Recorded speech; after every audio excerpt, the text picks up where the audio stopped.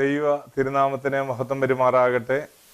വീണ്ടും ഒരു പ്രാവശ്യം കൂടെ നിങ്ങളുടെ മുമ്പിലേക്ക് ദൈവത്തിൻ്റെ വചനവുമായിട്ട് കടന്നു വരുവാൻ, നിങ്ങളുടെ ഭവനങ്ങൾ കടന്നു വരുവാൻ ദൈവം തന്നിരിക്കുന്ന അവസരത്തിനായി ദൈവത്തിന് നന്ദി അർപ്പിക്കുന്നു. ലോകമെമ്പാടും ഇരുന്നു കൊണ്ട് വിവിധ മാധ്യമങ്ങളിൽ കൂടെ എന്നെ ശ്രദ്ധിക്കുന്ന എല്ലാ പ്രേക്ഷകർക്കും യേശുവിൻ നാമത്തിലുള്ള സ്നേഹ വന്ദനങ്ങൾ അറിയിക്കട്ടെ. ദൈവത്തിൻ്റെ വചനം നിങ്ങൾ കേൾക്കുമ്പോൾ നിങ്ങളുടെ ജീവിതത്തിൽ ഇത് ഏറ്റവും അധികം അനുഗ്രഹമായി തീരട്ടെ എന്ന് ഞാൻ ആഗ്രഹിക്കുന്നു, പ്രാർത്ഥിക്കുന്നു.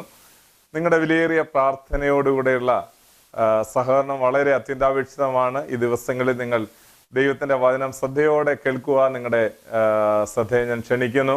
വളരെയധികം താല്പര്യത്തോടെ ദൈവവചനം ശ്രദ്ധിക്കുന്ന, ക്രമമായി പഠിക്കുന്ന ധാരാളം ആളുകളുണ്ട്. അവർക്കായി ഞാൻ ദൈവത്തിന് സ്തോത്രം ചെയ്യുകയാണ്. നിങ്ങൾ എടുക്കുന്ന എല്ലാ താല്പര്യങ്ങളും ദൈവം കാണുന്നുണ്ട്. ദൈവവചനം പഠിക്കുവാനായിട്ട് നമ്മൾ എടുക്കുന്ന താല്പര്യത്തെയാണ് ദൈവം മാനിക്കുന്നത്. നിങ്ങൾക്ക് നിശ്ചയമായിട്ടും ഇത് ഈ ശുശ്രൂഷകൾ അനുഗ്രഹമായി തീരും, അതിന് യാതൊരു രണ്ടു പക്ഷമില്ല. ഈ ദിവസങ്ങൾ നിങ്ങൾ കാണിക്കുന്ന എല്ലാ സ്നേഹത്തിനും, പ്രത്യേകിച്ച് ഈ ശുശ്രൂഷയ്ക്ക് വേണ്ടി പ്രാർത്ഥിക്കുകയും ഇതിൻ്റെ പിന്നിൽ നിന്ന് സഹായിക്കുകയും ചെയ്യുന്ന അനേക ദൈവമക്കളുണ്ട്. അവരെ ഓർത്ത് ദൈവത്തിന് സ്തോത്രം ചെയ്യുന്നു. ദൈവത്തിൻ്റെ വചനം ലോകത്തിൻ്റെ വിവിധ സ്ഥലങ്ങളിൽ എത്തിക്കുവാനായിട്ട് വിവിധ മാധ്യമങ്ങളിൽ കൂടെ ദൈവം ചെയ്യുന്ന ഈ പ്രവർത്തനങ്ങൾക്കായി ദൈവത്തിന് സ്തോത്രം ചെയ്യുന്നു. നിങ്ങളുടെ ഓരോരുത്തരുടെയും വിലയേറിയ പ്രാർത്ഥന ഈ മിനിസ്ട്രിക്ക് വേണ്ടി, ഷാലോം മിനിസ്ട്രിക്ക് വേണ്ടി ഞാൻ വളരെ വിനയത്തോടെ നിങ്ങളോട് അപേക്ഷിക്കുന്നു. പ്രത്യേകിച്ച് വടക്കേന്ത്യൻ ഗ്രാമങ്ങളിൽ കർത്താവിൻ്റെ വേല ശക്തമായി മുന്നേറുവാൻ ദൈവം ഈ നാളുകളിൽ പ്രവർത്തിച്ചുകൊണ്ടിരിക്കുന്നു. അനേക ദൈവത്തിൻ്റെ ദാസന്മാരെ നമുക്ക് അയക്കുവാനായിട്ട്, അവർക്ക് നമ്മളോട് ചേർന്ന് നിന്ന് പ്രവർത്തിക്കുവാനായിട്ട് ദൈവം അവസരം നൽകിക്കൊണ്ടിരിക്കുന്നു. ഭാരതത്തിൻ്റെ ഇതുവരെയും സുവിശേഷം എത്തിയിട്ടില്ലാത്ത കുഗ്രാമങ്ങളിൽ കടന്നുപോയി സുവിശേഷം അറിയിക്കുവാൻ ദൈവം ഈ ശുശ്രൂഷയെ ദൈവം പ്രയോജനപ്പെടുത്തിക്കൊണ്ടിരിക്കുന്നു. ഷാലോം മിനിസ്ട്രിയുമായിട്ട് ബന്ധപ്പെട്ട് നിങ്ങൾക്കും ഇതിൻ്റെ പങ്കാളികളായി തീരുവാനായിട്ട് കഴിയും. സുവിശേഷ വേലയിൽ ഹൃദയത്തിൽ ദൈവത്തിന് വേണ്ടി പ്രയോജനപ്പെടണം, ദൈവത്തിന് വേണ്ടി എന്തെങ്കിലും ഈ ആയുസ്സിൽ ചെയ്തെടുക്കണം എന്ന് ആഗ്രഹിക്കുന്ന ഏതൊരാൾക്കും സഭാവ്യത്യാസമെന്നെ ഞങ്ങളോട് ചേർന്ന് നിന്ന് പ്രവർത്തിക്കുവാനുള്ള സ്വാതന്ത്ര്യമുണ്ട്. അതുകൊണ്ട് നിങ്ങൾക്ക് ഞങ്ങളുമായിട്ട് ആ വിധത്തിൽ ബന്ധപ്പെട്ട് പ്രവർത്തിക്കുവാൻ താല്പര്യമുണ്ടെങ്കിൽ ഈ സ്ക്രീനിൽ കാണുന്ന മേൽവിലാസത്തിലോ ഫോൺ നമ്പറിലോ ഞങ്ങളുമായിട്ട് ബന്ധപ്പെടണം. ഇമെയിലിൽ കൂടെ ഞങ്ങളോട് ബന്ധപ്പെടുവാൻ നിങ്ങളുടെ സ്നേഹത്തോടെ ഓർമ്മിപ്പിക്കുന്നു. ഭാരതത്തിൽ സുവിശേഷ വേലയ്ക്കായിട്ട് മിഷണറിമാരെ അയക്കുവാനായിട്ടാണ് നിങ്ങൾക്ക് താല്പര്യമെങ്കിൽ അതിനുള്ള അവസരവുമുണ്ട് എന്നുള്ള കാര്യം അറിയിക്കട്ടെ. ഏതെങ്കിലും വിധത്തിൽ കർത്താവിന് വേണ്ടി പ്രയോജനപ്പെടുവാൻ നിങ്ങളുടെ ഈ കൊച്ചായുസ്, നമ്മുടെ എല്ലാവരുടെയും ഈ ചെറിയ ആയുസ് കർത്താവ് വരുന്നതിന് മുൻപേ കർത്താവിന് വേണ്ടി ആവോളം പ്രവർത്തിക്കുവാനായിട്ട് ഈ നാളുകളിൽ ദൈവം നിങ്ങളെ ഇടയാക്കട്ടെ, എന്നെയും നിങ്ങളെയും സഹായിക്കട്ടെ എന്ന് പ്രാർത്ഥിക്കുന്നു. അതുകൊണ്ട് വിവിധ മാധ്യമങ്ങളിൽ കൂടെ എന്നെ ശ്രദ്ധിക്കുന്ന എല്ലാ പ്രേക്ഷകരോടും വളരെ സ്നേഹത്തോടെ വീണ്ടും ഞാൻ ഓർമ്മിപ്പിക്കുന്നു. ഭാരതത്തിൽ യേശുവിനെ അറിയാത്ത ലക്ഷോപലക്ഷം ആളുകൾ നമ്മുടെ ചുറ്റുപാടുകളിലുണ്ട്. അവരെ യേശുവിനെ അറിയുവാൻ ഈ നാളുകളിൽ മുട്ടിപ്പായിട്ട് പ്രാർത്ഥിക്കാം. അതിലുപരിയായി ആമേൻ, ദൈവത്തിന്റെ പ്രവർത്തിക്കായി നമുക്ക് ഈ നാളുകളിൽ കാത്തിരിക്കാം. ദൈവം പ്രവർത്തിക്കുന്നു. ദൈവം ഈ ഭാരതത്തെ സന്ദർശിക്കും എന്നുള്ള കാര്യത്തിൽ രണ്ടു പക്ഷമില്ല. ദൈവമക്കൾ പ്രാർത്ഥിച്ചാൽ മതിയാകും. നമ്മൾ കഴിഞ്ഞ ചില നാളുകളായിട്ട് സമാഗമന കൂടാരം എന്നുള്ള വിഷയമാണ് ധ്യാനിച്ചുകൊണ്ടിരിക്കുന്നത്. സമാഗമന കൂടാരത്തിന്റെ വിവിധ സ്ഥലങ്ങളെ കുറിച്ച് നമ്മൾ ചിന്തിച്ചു. അതിന്റെ ഏറ്റവും അതിപ്രധാനമായിട്ടുള്ള ദൈവത്തിന്റെ നിയമപ്പെട്ടകം, ദൈവത്തിന്റെ സാന്നിധ്യം ഇറങ്ങി നിൽക്കുന്ന ദൈവത്തിന്റെ നിയമപ്പെട്ടകത്തെ കുറിച്ചാണ് നമ്മൾ, ആ ഭാഗത്തെ കുറിച്ചാണ് നമ്മൾ കഴിഞ്ഞ ചില ആഴ്ചകളായിട്ട് ചിന്തിച്ചു വരുന്നത്. ആ ഭാഗത്തിലേക്ക് നിങ്ങളുടെ ശ്രദ്ധയെ വീണ്ടും കൊണ്ടുവരാൻ താല്പര്യപ്പെടുന്നു. അതിനകത്തിരിക്കുന്ന പ്രധാനപ്പെട്ട 3 സാധനങ്ങളെ കുറിച്ച് നമ്മൾ ചിന്തിച്ചു വരികയായിരുന്നു. ഒന്നാമത്തെ സാധനം മന്നയാണ് എന്ന് നമ്മൾ ഓർക്കുകയുണ്ടായത്. യേശുക്രിസ്തുവിന്റെ നിഴലായിരുന്നു നമ്മൾ ചിന്തിച്ചു. കഴിഞ്ഞ ആഴ്ച നമ്മൾ കഴിഞ്ഞ പ്രാവശ്യത്തെ ക്ലാസ്സിൽ നമ്മൾ ചിന്തിക്കുകയുണ്ടായി. ദൈവ വചനത്തിൽ അഹരോന്റെ തളിർത്തവടി യേശുക്രിസ്തുവിന്റെ നിഴലായിരുന്നു എന്ന് നമുക്ക് പഠിക്കുവാനായിട്ട് കഴിയുന്നു. അഹരോന്റെ വടി തളിർക്കുന്ന മുഖാന്തരമായി ആ തളിർപ്പ് എന്ന് പറയുന്നത് വടിയെ സംബന്ധിച്ചിടത്തോളം അത് അധികാരത്തെ കാണിക്കുന്നതാണെന്നും അതിന്റെ തളിർപ്പിനെ സംബന്ധിച്ചിടത്തോളം അത് അതിന്റെ ജീവനെ കാണിക്കുന്നതാണ് എന്ന് നമ്മൾ ചിന്തിക്കുകയുണ്ടായി. യേശുക്രിസ്തുവിന്റെ മരണത്തിന് ശേഷമുള്ള ജീവിതം അത് ഉണങ്ങിയ വടിയാകുന്ന എല്ലാ മാനവജാതിയും മരിച്ചവിടെ കല്ലറയിൽ ഒതുങ്ങുമ്പോൾ മരണത്തിൽ നിന്ന് ആദ്യജാതനായി ഒരുവൻ ഉയർത്തെഴുന്നേറ്റു എന്ന് നമ്മൾ പഠിക്കുകയുണ്ടായി. അത് മാത്രമല്ല, അതിനോടനുബന്ധിച്ച് ഒരു കാര്യം കൂടെ ഓർമ്മിപ്പിച്ച് മുമ്പോട്ട് പോകുവാൻ താല്പര്യപ്പെടുന്നു. അവിടെ നമുക്ക് ഏത് വടിയാണ് അവിടെ കൊണ്ടുവന്ന് വെച്ചത് എന്ന് രേഖപ്പെടുത്തിയിട്ടില്ലെങ്കിൽ പോലും ബദാം വൃക്ഷമായിട്ട് അല്ലെങ്കിൽ ബദാം ഫലമായി കായ്ച്ചതായിട്ട് അവിടെ രേഖപ്പെടുത്തിയിരിക്കുന്നത്. എന്തുകൊണ്ടാണ് ബദാം കായ്ക്കുവാൻ കാരണം? നമ്മൾ ഈ ലോകത്തെ ശ്രദ്ധിക്കുമ്പോൾ ലോകത്തിലുള്ള ഏറ്റവും ആദ്യം ഒരു സീസണിൽ ആദ്യം പൂക്കുന്നത് അത് ബദാമായിരിക്കും. അതുകൊണ്ട് തന്നെ യേശുക്രിസ്തു ആണ് മരണത്തിൽ നിന്ന് ആദ്യജാതനായി ഉയർത്തെഴുന്നേറ്റത്. 1 കൊരിന്തി 15-ാം അധ്യായത്തിന്റെ 20-ാം വാക്യത്തിൽ പറഞ്ഞിരിക്കുന്നു, ആദ്യ ഫലം ക്രിസ്തു എന്ന് പറഞ്ഞിരിക്കുന്നു. ലോകത്തിലെ എല്ലാ നേതാക്കന്മാരും മരിച്ച കല്ലറയിൽ ഒരുങ്ങിപ്പോയപ്പോൾ ഇതാ മരണത്തിൽ നിന്ന് ആദ്യജാതനായ ഒരുവൻ ഉയർത്തെഴുന്നേറ്റിരിക്കുന്നു. അത് ആദ്യ ഫലമായി യേശുക്രിസ്തുവാണ്. അതുകൊണ്ടാണ് ഈ ബദാം വൃക്ഷം അത് ഒരു സീസണിൽ ആദ്യം പൂക്കുന്നത് ബദാം ആയതുകൊണ്ട് യേശുക്രിസ്തുവിനെ ആദ്യ ഫലമായിട്ട് നമുക്ക് ചിത്രീകരിച്ച് പഴയ നിയമത്തിൽ അതിന്റെ നിഴലായി തന്നിരിക്കുന്നു എന്നാണ് ഞാൻ പറഞ്ഞു വന്നത്. നമ്മൾ ഇന്ന് ചിന്തിക്കുന്നത് ദൈവത്തിന് നിയമപ്പെട്ടകത്തിലിരിക്കുന്ന മൂന്നാമത്തെ സാധനമായ കൽപ്പലക. എബ്രായ ലേഖനം 9-ാം അധ്യായം അതിന്റെ 4 മുതലുള്ള വാക്യങ്ങളിൽ ആ 3 സാധനങ്ങളെ കുറിച്ച് അവിടെ പ്രതിപാദിച്ചിരിക്കുന്നു. അവിടെ പറഞ്ഞിരിക്കുന്ന പ്രധാനപ്പെട്ട ആ കൽപ്പലകയെ കുറിച്ച് ഇന്ന് നമുക്ക് ചിന്തിക്കാം. എന്താണ് ദൈവത്തിന്റെ കൽപ്പലക അവിടെ വയ്ക്കുവാനായിട്ട് കാരണം? നേരത്തെ നമ്മൾ ഓർക്കുകയുണ്ടായി, ഈ സാധനങ്ങളെല്ലാം അവരുടെ യാത്രയുടെ ഇടയിൽ ചില കാര്യങ്ങളെ, സംഭവങ്ങളെ ഓർമ്മിപ്പിക്കുന്നതായിരുന്നു. ഒന്നാമത്തെ സാധനം മന്നായായിരുന്നു എങ്കിൽ മന്ന കിട്ടി കുറച്ച് ദിവസങ്ങൾ കഴിഞ്ഞപ്പോൾ അവര് പിറുപിറുക്കുവാനിടയായി തീർന്നിരിക്കുന്നു. ദൈവത്തിന്റെ നിയമപ്പെട്ടകത്തിൽ അതിലെ ഒരു ഇടങ്ങഴി വെക്കണം എന്ന് പറയുമ്പോൾ അവർക്ക് ആ മന്ന കാണുമ്പോഴെല്ലാം പ്രധാനമായിട്ടും അവരുടെ ഓർമ്മയിലേക്ക് ഒരു കാര്യം വരും. ദൈവത്തിനെതിരായി ദൈവം ഒരു നന്മ തന്നപ്പോൾ അതിനെതിരായി പിറുപിറുത്തു. ഈ മന്ന സാരമില്ലാത്ത മന്ന എന്ന് പറഞ്ഞ് അവരതിനെ ദൈവം കൊടുത്ത് ആ നന്മയെ ഗണ്യമാക്കാതെ ദൈവത്തിന്റെ ആ പ്രൊവിഷനെതിരായിട്ട് പിറുപിറുത്ത അവരുടെ കൂടാരങ്ങളിൽ ഇരുന്നു കൊണ്ട് പിറുപിറുത്തതായിട്ട് ദൈവവചനത്തിൽ നമുക്ക് വായിക്കാൻ കഴിയുന്നു. അപ്രകാരമാണെങ്കിൽ ഈ പിറുപിറുപ്പിനെ കാണിക്കുന്നതാണ് ആ മന്നയെ കാണിക്കുന്നത്. രണ്ടാമത്തെ സാധനം നമ്മൾ ചിന്തിച്ചു വന്നതുപോലെ അഹരോന്റെ തളിർത്ത വടി അതവരുടെ മത്സരത്തെ കാണിക്കുന്നതാണ്, അധികാര വ്യവസ്ഥയോടുള്ള മത്സരത്തെ കാണിക്കുന്നതാണ് എന്ന് നമുക്ക് പഠിക്കുവാനായിട്ട് കഴിയും. മൂന്നാമത്തെ സാധനമായ കൽപ്പലക അതവിടെ വെച്ചിരിക്കുമ്പോൾ നമുക്കറിയാം, ഇത് കിട്ടിയ ദിവസത്തിൽ താഴോട്ട് ഇറങ്ങി വന്ന് ദൈവദാസനായ മോശ വളരെ കോപിച്ച് ആ കൽപ്പലക ഉടച്ചു കളയുന്നത് കാണുവാൻ കഴിയും. അപ്പോൾ ദൈവദാസന്റെ കോപവും ക്രോധവും ദേഷ്യവും ഒക്കെ അവിടെ പ്രകടമാകുന്നുണ്ട്.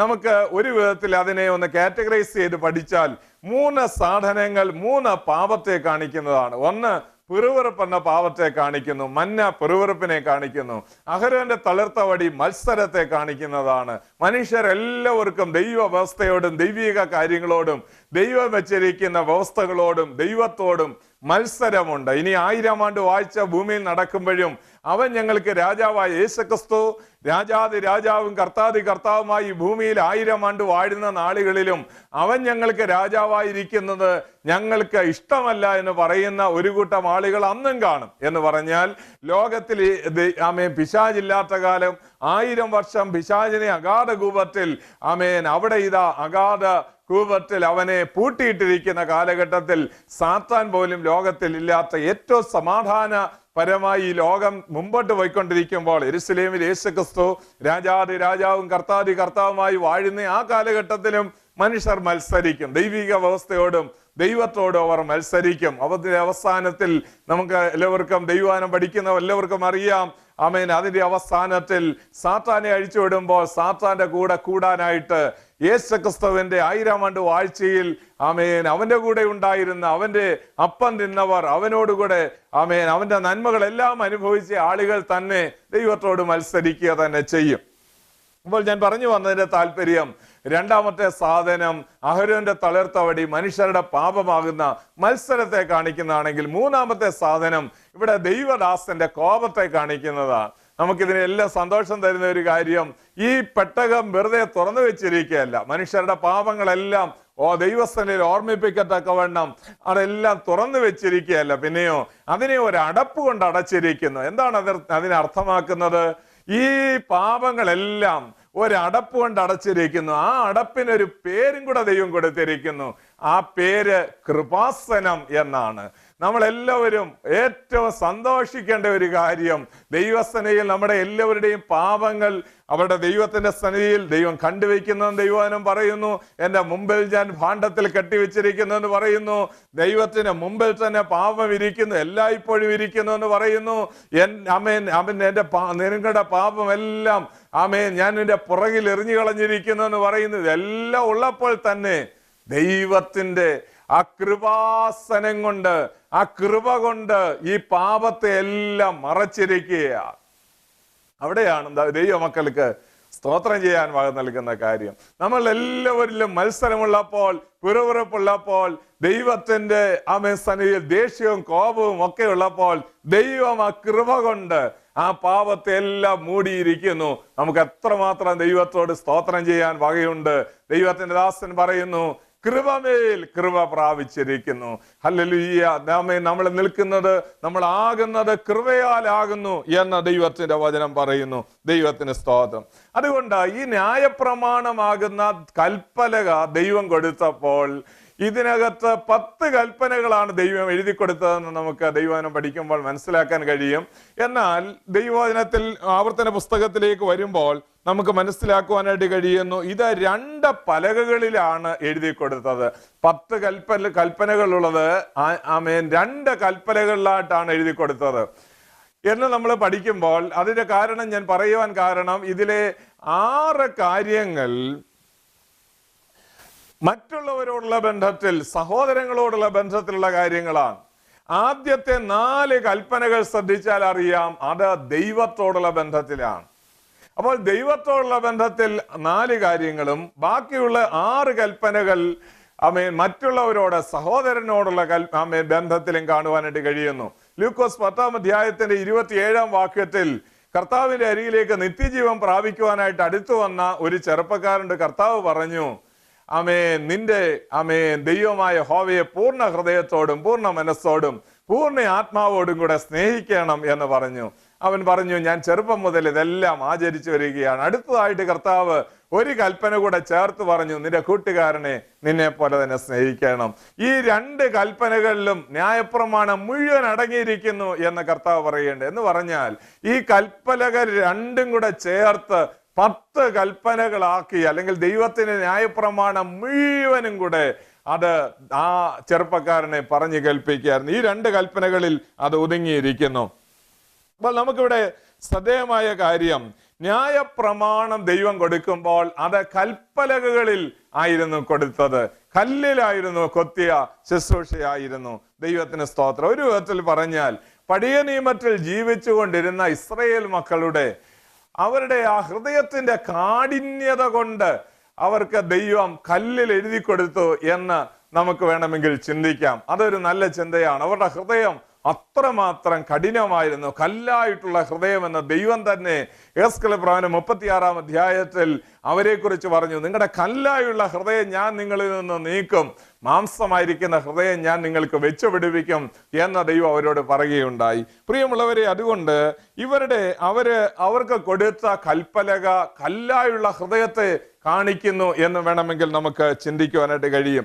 ഇത് 2 കൽപ്പലകളിലായിരുന്നു എന്ന് പുറപ്പാട് പുസ്തകം 34-ാം അധ്യായം അതിന്റെ 28-ാം വാക്യത്തിൽ കാണുവാനായിട്ട് കഴിയും. മാത്രമല്ല ആവർത്തന പുസ്തകം 33-ാം അധ്യായത്തിന്റെ 2-3 വാക്യങ്ങൾ വായിക്കുമ്പോൾ അവിടെ നമുക്ക് കാണുവാനായിട്ട് കഴിയും, ദൂതന്മാരുടെ സാന്നിധ്യത്തിലാണ് ആ ദൈവത്തിന്റെ കൽപ്പലകകളിൽ ദൈവം ഇതെല്ലാം എഴുതി അവരെ ഫലമേൽപ്പിച്ചത്. സ്തേഫാനോസിന്റെ പ്രസംഗം നമുക്ക് ഓർമ്മയുണ്ട്. അപ്പോസ്തല പ്രവൃത്തികൾ 7-ാം അധ്യായത്തിലേക്ക് വരുമ്പോൾ അതിന്റെ 53-ാം വാക്യത്തിലേക്ക് വരുമ്പോൾ അവിടെ രേഖപ്പെടുത്തിയിരിക്കുന്നത് കാണാൻ കഴിയും. ഇത് ദൂതന്റെ മധ്യസ്ഥതയാൽ, അഥവാ ദൂതന്റെ സാന്നിധ്യത്താൽ മോശയുടെ കരങ്ങളിലോട്ട് ഫലമേൽപ്പിച്ചതാണ്. പഴയ നിയമത്തിന്റെ കൽപ്പലക ദൈവം ദൂതൻ മുഖാന്തരം മോശയുടെ കരങ്ങളിൽ ഫലമേൽപ്പിച്ചതാണെങ്കിൽ യേശുക്രിസ്തുവിന്റെ അന്ത്യത്താഴത്തിന്റെ സമയത്ത് ദൈവവചനം പറയുന്നു, കർത്താവ് പറയുകയാണ്, ഞാൻ ഇത് പുതിയൊരു കൽപ്പന ഞാൻ നിങ്ങൾക്ക്, ഇത് പുതിയ നിയമത്തിന്റെ ഉടമ്പടി എന്ന് പറഞ്ഞ് പുതിയ നിയമത്തിൽ ഒരു ഉടമ്പടി കർത്താവ് സ്ഥാപിക്കുകയാണ്. പാപമോചനത്തിനായിട്ടുള്ള ഒരു ഉടമ്പടിയുടെ രക്തമായിട്ട് തൻ്റെ രക്തത്തെ പറഞ്ഞിരിക്കുന്നു. യേശുക്രിസ്തുവിന്റെ പുതിയ നിയമത്തിൽ നമുക്ക് തരുന്ന ഒരു പുതിയ ഉടമ്പടിയായിട്ട് നമുക്ക് കാണുവാനായിട്ട് കഴിയുന്നു. മാത്രമല്ല, നമ്മൾ ഇതിനെക്കുറിച്ച് പഠിക്കുമ്പോൾ വളരെ ശ്രദ്ധേയമായ മറ്റൊരു കാര്യം, എന്തുകൊണ്ടാണ് ദൈവം ഈ പഴയ നിയമത്തിൽ ഇങ്ങനെ കൽപ്പനകൾ ദൈവം കൊടുക്കുവാൻ കാരണം?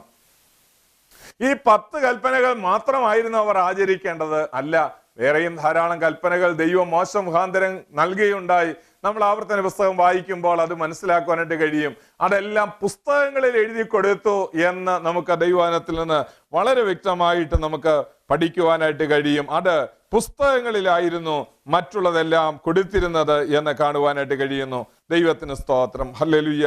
പ്രിയമുള്ളവരെ, അതുകൊണ്ട് നമ്മുടെ ജീവിതത്തിൽ ഹല്ലേലൂയ ദൈവത്തിന്റെ കൽപ്പനകൾ ആ ദൈവത്തിന്റെ നിയമപ്പെട്ടകത്തിനകത്തിരിക്കുമ്പോൾ അത് മറ്റ് പുസ്തകങ്ങളിൽ ആവർത്തന പുസ്തകം 9-ാം അധ്യായത്തിന്റെ 10-11 വാക്യങ്ങൾ വായിക്കുമ്പോൾ അവരുടെ സന്നിധിയിൽ അവൻ 2 പുസ്തകങ്ങൾ എഴുതി കൊടുത്തതായിട്ട് നമുക്ക് വായിക്കുവാനായിട്ട് കഴിയുന്നു. മാത്രമല്ല, എന്തുകൊണ്ടാണ് ഇപ്രകാരം ഈ കൽപ്പനകൾ ദൈവത്തിന്റെ നിയമപ്പെട്ടകത്തിനകത്ത് ദൈവം വെച്ചിരുന്നത്?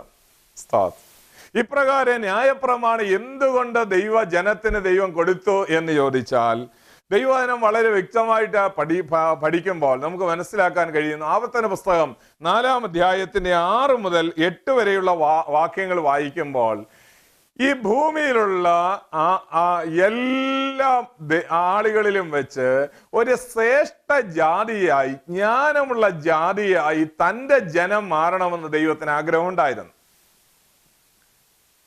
നമുക്കവിടെ വായിക്കാൻ കഴിയുന്നു, ഇതനുസരിച്ച് നടക്കുന്ന ആളുകളെ കാണുമ്പോൾ ചുറ്റുപാടുമുള്ള ജാതികൾ ശ്രദ്ധിച്ചിട്ട് പറയും, ഇത്രമാത്രം ജ്ഞാനമുള്ള, ഇത്രമാത്രം ശ്രേഷ്ഠമായ ഒരു ജാതി വേറെ ആരുള്ളൂ എന്ന് പറയുന്നു. നമ്മൾ 147-ാം സങ്കീർത്തനത്തിൽ വായിക്കുന്നുണ്ട്, ദൈവത്തിന്റെ ന്യായപ്രമാണം കിട്ടപ്പെട്ടവർ അല്ലെങ്കിൽ ന്യായപ്രമാണം ലഭിച്ചതായ ആളുകളെ കുറിച്ച് ദൈവത്തിന്റെ വചനം പറയുന്നത്, ഇപ്രകാരം വേറെ ഒരു ജാതിക്കും ഏൽപ്പിച്ചിട്ടില്ല എന്നവിടെ പറഞ്ഞിരിക്കുന്നു.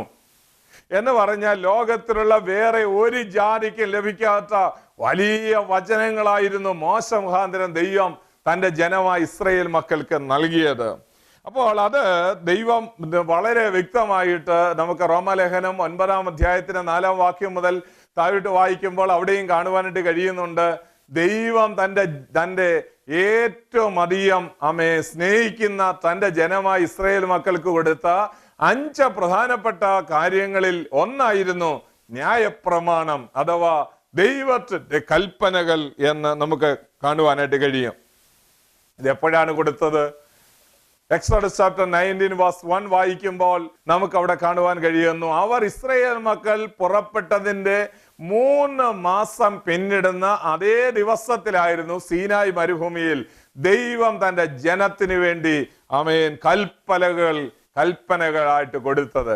3 മാസങ്ങൾ ഹല്ലേലൂയ പിന്നിടുന്ന ദിവസത്തിലായിരുന്നു അത് നൽകിയത്. എന്ന് പറഞ്ഞാൽ രക്തം കൊണ്ട് വീണ്ടെടുക്കപ്പെട്ട ദൈവമക്കൾ ഇറങ്ങി 3-ാമത്തെ മാസം തുടങ്ങുന്ന അല്ലെങ്കിൽ 3-ാമത്തെ മാസം അല്ലെങ്കിൽ അബീബ മാസം 14-ാം തീയതി തുടങ്ങിയിട്ട് അതിന്റെ 3 മാസം പിന്നിട്ട 14-ാം തീയതി ആകുമ്പോൾ അവർക്ക് വേണ്ടി ദൈവത്തിന്റെ കൽപ്പനകൾ കൊടുത്തു. എന്നെ കേൾക്കുന്ന പ്രിയമുള്ളവരെ, ഞാൻ ഒരു കാര്യം വളരെ സ്ട്രെസ് ചെയ്ത് പറയാൻ ആഗ്രഹിക്കുന്നത്, ഇസ്രായേൽ മക്കളെ പോലെ നമ്മളും വിശ്വാസത്തിൽ ഇറങ്ങി യാത്ര ചെയ്യുന്നവരാണ്. അങ്ങനെ യാത്ര ചെയ്യുമ്പോൾ ന്യായപ്രമാണമാകുന്ന വചനം എല്ലാ ദൈവമക്കൾക്ക് ലഭിക്കത്തക്കവണ്ണം ദൈവത്തിന്റെ കൽപ്പന ഇതാണ്, ദൈവത്തിന്റെ പ്രമാണം ഇതാണ് എന്ന് പറയത്തക്കവണ്ണം മനസ്സിലാകത്തക്കവണ്ണം ദൈവം ആ കൽപ്പന തരുവാൻ മതിയായവനായ ദൈവമാണ്. ദൈവത്തിന് സ്തോത്രം. ദൈവത്തിന്റെ വചനം പഴയ നിയമത്തെ കുറിച്ച് നമുക്ക് പറയുന്ന ഒരു കാര്യം, അത് ലംഘനങ്ങൾ നിമിത്തം കൂട്ടിച്ചേർത്തതാണ് എന്ന് പറഞ്ഞിരിക്കുന്നു. ഗലാത്യ ലേഖനം 2-ാം അധ്യായത്തിന്റെ 19-ാം വാക്യത്തിലേക്ക് വരുമ്പോൾ അത് ലംഘനങ്ങൾ നിമിത്തം കൂട്ടിച്ചേർത്തതാണ് എന്ന് പറഞ്ഞിരിക്കുന്നു. അതിൽ നിന്ന് നമുക്കൊരു കാര്യം മനസ്സിലാക്കുവാനായിട്ട് കഴിയും. ഓരോ പാപങ്ങൾക്കും അതിൻ്റെതായിട്ടുള്ള ലംഘനത്തിനും അതിൻ്റെതായിട്ടുള്ള ശിക്ഷകൾ പഴയ നിയമത്തിൽ നമുക്ക് കാണുവാനായിട്ട് കഴിയുന്നു. ദൈവത്തിന് സ്തോത്രം. അങ്ങനെയാണെങ്കിൽ നമുക്ക് ഈ കൽപ്പനകൾ നിസ്സാരമായിട്ട് എടുക്കുവാനായിട്ട് കഴിയില്ല. കർത്താവ് പറയുകയുണ്ടായി, ഇത് നീക്കാനല്ല ഞാൻ വന്നിരിക്കുന്നത്. കർത്താവ് ചെയ്യുന്ന ഓരോ കാര്യങ്ങളും കണ്ടപ്പോൾ ആളുകൾ വിചാരിച്ചു ഇവൻ ന്യായപ്രമാണത്തിലുള്ളതെല്ലാം നീക്കിക്കളയാൻ വന്നവനാണോ? അല്ല, കർത്താവ് പറയുകയാണ് നീക്കാനല്ല, നിവർത്തിക്കാൻ അത്രേ ഞാൻ വന്നിരിക്കുന്നത്. മത്തായിയുടെ സുവിശേഷം 5-ാം അധ്യായത്തിന്റെ 17-18 വാക്യങ്ങൾ വായിക്കുമ്പോൾ അവിടെ രേഖപ്പെടുത്തിയിട്ടുണ്ട്, ആമേൻ, ന്യായപ്രമാണത്തെ, പ്രവാചകന്മാരെ നീക്കുവാനല്ല ഞാൻ വന്നിരിക്കുന്നത്, നിവർത്തിക്കാനാണ് വന്നിരിക്കുന്നത്. ദൈവത്തിന് സ്തോത്രം. അപ്പോൾ ആമേൻ, മത്തായിയുടെ സുവിശേഷം 3-ാം അധ്യായത്തിന്റെ 15-ാം വാക്യത്തിലേക്ക് വരുമ്പോൾ യേശുക്രിസ്തു സ്നാനത്തിനായിട്ട് യോർദാന്റെ അരികിൽ ചെല്ലുമ്പോൾ യോഹന്നാൻ സ്നാപകൻ അവനെ വിലക്കുകയാണ്. നിന്നെ സ്നാനമേൽക്കുവാനായിട്ടുള്ളവനാണ് ഞാൻ നിന്നെ സ്നാനപ്പെടുത്തുക എന്ന് പറഞ്ഞാൽ ചിന്തിക്കാൻ പോലും കഴിയുന്ന ഒരു കാര്യമല്ല എന്ന് അദ്ദേഹത്തിന് തോന്നിക്കാണും. എന്നാൽ മത്തായിയുടെ സുവിശേഷം 3-ാം അധ്യായത്തിന്റെ 15-ാം വാക്യത്തിൽ പറയുന്നു, ആമേൻ, ഇങ്ങനെ സകല നീതിയും നിവർത്തിക്കുന്നത് നമുക്ക് ഉചിതം എന്ന് പറഞ്ഞിരിക്കുന്നു. ഇങ്ങനെ സകല നീതി നിവർത്തിക്കുന്നത് നമുക്ക് ഉചിതമാണ് പ്രിയമുള്ളവര്. അതുകൊണ്ട് യേശുക്രിസ്തു ന്യായപ്രമാണത്തിൽ പറഞ്ഞിരിക്കുന്ന സകലവും നിവർത്തിക്കാനായിട്ട് ലോകത്തിലേക്ക് വന്നവനാണ്. ദൈവത്തിന് സ്തോത്രം. അതുകൊണ്ട് ആമേൻ, ന്യായപ്രമാണത്താൽ ഹല്ലേലൂയ സൽഗുണപൂർത്തി വരുത്തുവാനായിട്ട് ഒരു യാഗത്തിനോ ഒരു പെരുന്നാളിനോ പഴയ നിയമ ആചാരങ്ങൾക്കോ ഒന്നും കഴിയാതിരിക്കുമ്പോൾ എബ്രായലേഖനം 10-ാം അധ്യായത്തിന്റെ 14-ാം വാക്യത്തിൽ നമുക്ക് കാണാൻ കഴിയുന്നുണ്ട്, ആമേൻ, ഇതുകൊണ്ടൊന്നും ഒരു മനുഷ്യർക്കും സൽഗുണപൂർത്തി വരുത്തുവാനായിട്ട് കഴിവുള്ളതായിരുന്നില്ല. എന്നാൽ എബ്രായലേഖനം 2-ാം അധ്യായത്തിന്റെ 10-11 വാക്യങ്ങൾ വായിക്കുമ്പോൾ അവിടെ നമുക്ക് 10-ാം വാക്യത്തിൽ പറയുന്നു, അനേകം പുത്രന്മാരെ തേജസ്സിലേക്ക് നടത്തുമ്പോൾ തങ്ങളുടെ രക്ഷാനായകനെ കഷ്ടാനുഭവങ്ങളിൽ തികഞ്ഞവനായി നിർത്തുന്നത് യുക്തമായിരുന്നു എന്ന് പറഞ്ഞിരിക്കുന്നു. അപ്പോൾ അവർ അനേകം ആളുകളെ തേജസ്സിലേക്ക് നടത്തി ഒരു പൂർത്തീകരണത്തിലേക്ക് കൊണ്ടുവരുവാൻ വേണ്ടിയായിരുന്നു യേശുക്രിസ്തു ഇതാ ആമേൻ ഹല്ലേലൂയ ലോകത്തിലേക്ക് വന്നത്. കൽപ്പനകൾ പഴയ നിയമത്തിൽ ഇരിക്കുന്നെങ്കിൽ അത് കല്ലായിട്ടിരിക്കുകയായിരുന്നുവെങ്കിൽ പുതിയ നിയമത്തിൽ ഒരു ആമേൻ വചനമാകുന്ന യേശുക്രിസ്തുവിനെ നമുക്ക് പരിചയപ്പെടുത്തിയിരിക്കുന്നു. ദൈവത്തിന് സ്തോത്രം. അപ്പോൾ വളരെ ശ്രദ്ധേയമായ മറ്റൊരു കാര്യം, യേശുക്രിസ്തുവിനെ നിവർത്തിക്കാനാണ് ലോകത്തിലേക്ക് വന്നത്. ന്യായപ്രമാണം ആമേൻ പഴയ നിയമത്തിൽ നമ്മൾ കാണുമ്പോൾ, ന്യായപ്രമാണത്തെ നമ്മൾ കാണുമ്പോൾ ആ ന്യായപ്രമാണത്തെ മുഴുവനായിട്ട് നിവർത്തിക്കുകയായിരുന്നു കാൽവറി ക്രൂശിൽ താൻ ചെയ്തത്. നാം ഈ സുവിശേഷം എല്ലാം വായിച്ചു നോക്കുമ്പോൾ എല്ലാ സ്ഥലങ്ങളിലും യേശുക്രിസ്തുവിന്റെ മരണത്തെ സംബന്ധിച്ച 4 സുവിശേഷങ്ങളെ രേഖപ്പെടുത്തിയിട്ടുണ്ട്. മത്തായിയുടെ സുവിശേഷത്തിലും മർക്കോസിലും ലൂക്കോസിലും യോഹന്നാനിലും നമുക്ക് കാണാൻ കഴിയുന്നുണ്ട്. എന്നാൽ ഈ സുവിശേഷങ്ങളെല്ലാം ശ്രദ്ധിച്ചു വായിച്ചാൽ മനസ്സിലാകും, 3 സുവിശേഷങ്ങളിലെല്ലാം യേശു പ്രാണനെ വിട്ടത് എങ്ങനെയാണ് എന്ന് രേഖപ്പെടുത്തിയിട്ടുണ്ട്. യേശു എങ്ങനെയാണ് പ്രാണനെ വിട്ടത്? മത്തായി പറയുന്നു, ഉറക്ക വിളിച്ച് അവൻ പ്രാണനെ വിട്ടു. മർക്കോസും പറയുന്നു, ഉറക്ക വിളിച്ച് അവൻ പ്രാണനെ വിട്ടു എന്ന് പറയുന്നു. ലൂക്കോസും പറയുന്നു, ഉറക്കെ ആമേൻ ഏലോഹി ഏലോഹി ലബ്ബ ശബത്ഖാനി എന്ന് പറഞ്ഞു ഉറക്കെ നിലവിളിക്കുന്നു. ദൈവമേ, എന്റെ ദൈവമേ, എന്റെ ദൈവമേ, നീ എന്നെ കൈവിട്ടതെന്നൊക്കെ ഉറക്കെ വിളിക്കുന്നു. എന്നാൽ നമുക്ക് ദൈവവചനത്തിൽ യോഹന്നാന്റെ സുവിശേഷത്തിൽ മാത്രം ഒരു പ്രത്യേക രീതിയിലാണ് രേഖപ്പെടുത്തിയിരിക്കുന്നത്. മറ്റ് സുവിശേഷങ്ങളിൽ നിന്ന് ഇതിനകത്തൊരു വ്യത്യാസം കാണാൻ കഴിയുന്നു. യോഹന്നാൻ മാത്രം എഴുതിയിരിക്കുന്നു. യോഹന്നാൻ എഴുതി വെച്ചിരിക്കുന്നു, യേശുക്രിസ്തു മരിക്കാൻ നേരം അലറി വിളിച്ച ശബ്ദം ഉയർത്തി പറഞ്ഞ വാക്കെന്താണെന്ന് ആമേൻ അവൻ മാത്രം രേഖപ്പെടുത്തി. എന്താണ് പറഞ്ഞത്? നിവർത്തിയായി എന്ന് പറഞ്ഞു. അവൻ മാത്രം എന്താ അത് പറയാൻ കാരണം? അവനായിരുന്നു കുരിശിന്റെ അടിവാരത്തിൽ തൊട്ടടുത്ത് നിന്നത്. തൊട്ടടുത്ത് നിന്ന് കേട്ടവന്റെ സാക്ഷ്യം നിവർത്തിയായി. എന്ത് നിവർത്തിയായി? ന്യായപ്രമാണം നിവർത്തിയായി. ന്യായപ്രമാണത്തിൽ പറഞ്ഞിരുന്ന നിവർത്തിയായി. പാപത്തിന്റെ ശമ്പളമായ മരണം നിവർത്തിയായിരിക്കുന്നു. പാപത്തിന്റെ ശമ്പളമായ മരണം ആസ്വദിച്ചു കഴിഞ്ഞിരിക്കുന്നു. ദൈവത്തിന്റെ വചനത്തിൽ ഹല്ലേലൂയ ശ്രദ്ധിച്ചുകൊണ്ടിരിക്കുന്ന പ്രിയമുള്ളവരെ, നമ്മുടെ ഹൃദയത്തിൽ, നമ്മുടെ അന്തരാത്മാവിൽ ഇത് പതിയേണ്ട കാര്യമാണ്. യേശുക്രിസ്തു മുഴുവനായിട്ട് അത് നിവർത്തിച്ചു തന്നിരിക്കുന്നത് കൊണ്ട് ഇനിയും അത് നീക്കുവാനല്ല, അവൻ നിവർത്തിക്കാൻ വന്നവനായതുകൊണ്ട് നമ്മുടെ ഉള്ളിൽ യേശുക്രിസ്തു ആകുന്ന ആ കൽപ്പലക വന്നു കഴിയുമ്പോൾ നമ്മുടെ ഹൃദയത്തിന് മാറ്റം ഉണ്ടാകുന്നു. ദൈവത്തിന്റെ വചനം പറയുന്നത്, ഞാൻ ഒരു കാര്യം കൂടെ പറഞ്ഞ് ഈ വാക്കുകൾ ഉപസംഹരിച്ചു കൊള്ളാം. ന്യായപ്രമാണം പഴയ നിയമത്തിൽ ഇറങ്ങി വന്ന ദിവസം നിങ്ങൾക്ക് ഓർമ്മയുണ്ടായിരിക്കും. അന്ന് മോശ കാളക്കുട്ടി ഉണ്ടാക്കിയ ജനത്തെ കണ്ടുകൊണ്ട് വേദനയോടെ നിലവിളിച്ച്, വേദനയോടെ അവരോട് കോപിച്ച് ഒരു കാര്യം വിളിച്ചു പറഞ്ഞു. ആമേൻ, യഹോവയുടെ പക്ഷത്തുള്ളവൻ എന്റെ അടുക്കൽ വരട്ടെ എന്ന് പറഞ്ഞപ്പോൾ ഒരു കൂട്ടം ആളുകൾ അവന്റെ അടുക്കലേക്ക് വന്നു. ലേവി ഗോത്രം വന്നതായിട്ട് ദൈവത്തിന്റെ വചനം പറയുന്നു. മാത്രമല്ല, ആ ലേവി ഗോത്രം വന്നപ്പോൾ അവരുടെ കരങ്ങളിൽ ഒരു വാള് കൊടുത്തു. ആ വാളാൽ അന്ന് 3000 ആളുകളെ കൊന്നുകളയുവാനിടയായി തീർന്നു. അങ്ങനെ കൊന്നുകളഞ്ഞപ്പോൾ 3000 പേർ ന്യായപ്രമാണം അഥവാ കൽപ്പലക ഭൂമിയിലേക്ക് ഇറങ്ങി വന്ന നാളിൽ മരിച്ചു എങ്കിൽ, പുതിയ നിയമത്തിലേക്ക് നിങ്ങൾ ശ്രദ്ധിക്കുക, പുതിയ നിയമത്തിൽ കൃപയും പ്രമാണമാകുന്ന പരിശുദ്ധാത്മാവ് ഭൂമിയിലേക്ക് ഇറങ്ങി വന്ന ദിവസത്തിൽ 3000 പേർ കൊല്ലപ്പെടുകയല്ല, 3000 പേർ രക്ഷിക്കപ്പെട്ട് ജീവനിലേക്ക് കടക്കുവാനിടയായി തീർന്നു. ഇന്ന് നിങ്ങൾ ഈ വചനം കേട്ടുകൊണ്ടിരിക്കുമ്പോൾ ന്യായപ്രമാണം നിങ്ങളുടെ ഉള്ളിലായിട്ടുണ്ടോ എന്ന് ശാന്തമായി പരിശോധിക്കാം. ദൈവം നിങ്ങളെ ഓരോരുത്തരെയും ഈ വചനങ്ങളാൽ സഹായിക്കുമാറാകട്ടെ.